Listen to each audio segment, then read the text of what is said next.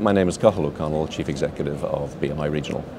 Always had an interest in aviation, but I began working with Aer Lingus in 1980, back in as a computer programmer in Dublin, and spent over 20 years with Aer Lingus in various roles, moved from the IT function into marketing and then into strategy.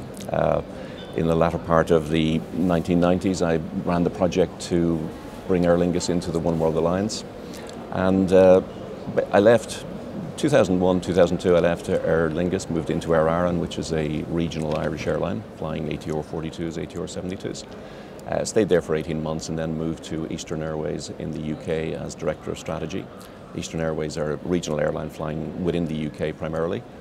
I returned to Aer Arann in 2006 in a commercial planning role and stayed there until 2012 when I moved into BMI Regional.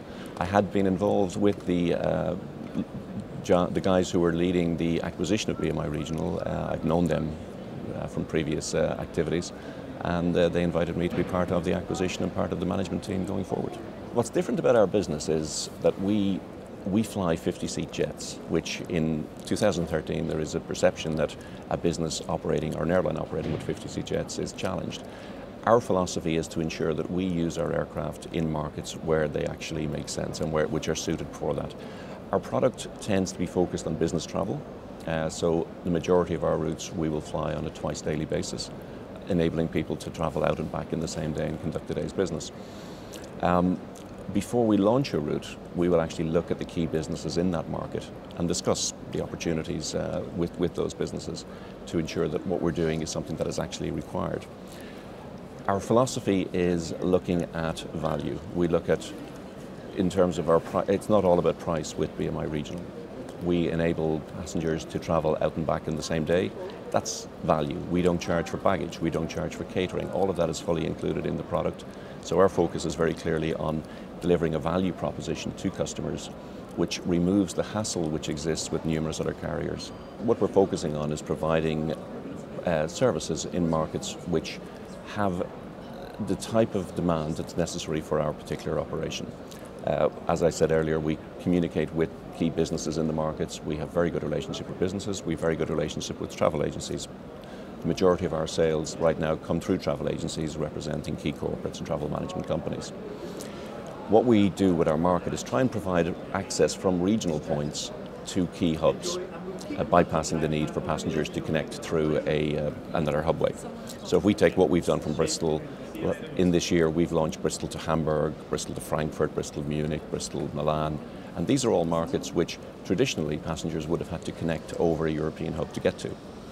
We announced in the last few weeks, we announced the new operation in Norway, where we'll be flying from Stavanger in Norway to Evenes and Tromsø in the northwestern part of Norway. So there is a move from BMI Regional from just being a UK-centric airline into being an airline that has a presence within Norway. We also have services from France to Germany. So again, we're not constraining ourselves just to the UK market. So we see ourselves developing a broader network than we have today, but a network which is focused on what we can deliver, what we're strong at, and playing to our strengths. We also have a fairly significant non-scheduled operation where we operate a number of our aircraft on long-term contract with key companies.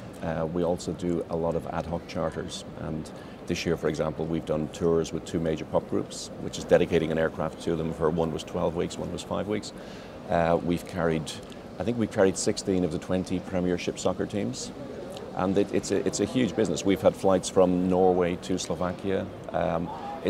Because of the aircraft type we operate, it's a very popular type of aircraft, and it's a very major part of our business. Customers are looking for convenience, is what we're reading. What they want is they want service that it flies at the time they want to fly, and that gives them the value that they want to receive. We offer complimentary onboard service. We don't charge for baggage. Our feedback from customers, without exception, is they like that. That is a major consideration for customers when they're planning their trip. How many bags can I take? What weight can I take? Do I need to eat beforehand? Whatever.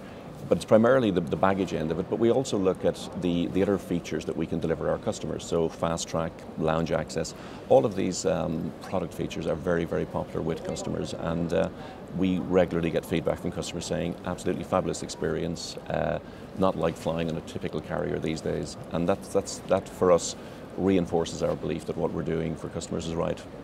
Low-cost carriers are creating new markets. They're also changing existing markets. They're going into markets which traditionally may have been heavy, high business markets with airlines operating high frequencies, and impacting those markets to an extent that they may not be capable of sustaining a low-cost carrier and somebody who is providing services for the business carrier. So what we're seeing is the low-cost carriers coming in. We're also seeing more and more carriers developing niches. That airlines like ourselves would look at specific markets which may be too small for traditional carriers with 180-seat airplanes. So you're seeing airlines identifying niches, playing those niches, working them right. So all airlines have to adapt to the markets they're in. And we're seeing those changes in the UK. We're seeing changes being made by every carrier in the UK to make sure that what they're doing is right for their model and right for their customer base. The key issues that we see are really wrapped around how the overall economy, which drives the level of travel, but also we see taxation as being a major issue for the industry. As an airline with domestic UK services, we have air passenger duty on all of our passengers. For a round trip in the UK, that comes to £26. So it's not an insignificant amount for customers. So when we look at the example of what's happened in Ireland in the last number of weeks, where the Irish government have removed their travel tax, we see that the UK is now becoming one of the few countries in Europe which has a dedicated tax on travel. And that travel tax is doubled for passengers travelling domestically. So it's actually cheaper from a point of view of travel tax for a customer to do business in Europe than to do business on a domestic service within the UK. So areas of taxation which are impacting on customer decisions have to be addressed. The airline industry is one that from the outside looking in is very, very attractive. People look and they see aeroplanes, they see cabin crew, they see all this great glamour attached to it. The reality is it's a very, very challenging industry. It's an industry that is very competitive. It's an industry that puts great demands on the people who are in the market or in the different airline companies. And it's an industry which is changing significantly. Now technology is playing such a major, major role. Anybody going into an airline business without an understanding of the current technology in the business and the changes in that technology, they have to really inform themselves as to what is the technology. It's an industry which can bring great rewards. If you get into the right markets, it can be very rewarding, both in terms of from the company perspective and from the personal perspective as well. But it is definitely one that people need to think of long and hard before they would invest. In going into an airline, you need to make sure the business model you're going into is one that will be successful. Certainly the most significant achievement for us as BMI Regional over the last year was to transition ourselves away from being fully dependent on BMI. We managed within a 12-week period in 2012 to completely build the infrastructure upon which the airline was dependent. All of our IT systems, all of our financial systems, commercial roles, all of those were provided by BMI. We didn't have that because what we took over was an operating airline, but without all of the functions I've mentioned. So what we had to do within a 12-week period was create that infrastructure from scratch. That included changing reservation systems, setting up IT departments, setting up new people in finance roles, in commercial roles, and so on. So it was a very, very intense period. But we came out of that at the end of October 2012 with a fully functioning airline. Numerous people said to me it was impossible, and the team in BMI pulled together to make sure we delivered it. That was recognised earlier in this year. In October of this year, we won the ERA Airline of the Year award, and that was in recognition of the change that had gone through and how we had transitioned BMI Regional from being effectively a subsidiary, which was operating a franchise for BMI, into being a fully standalone independent airline with its own full infrastructure and one that is operating very, very well.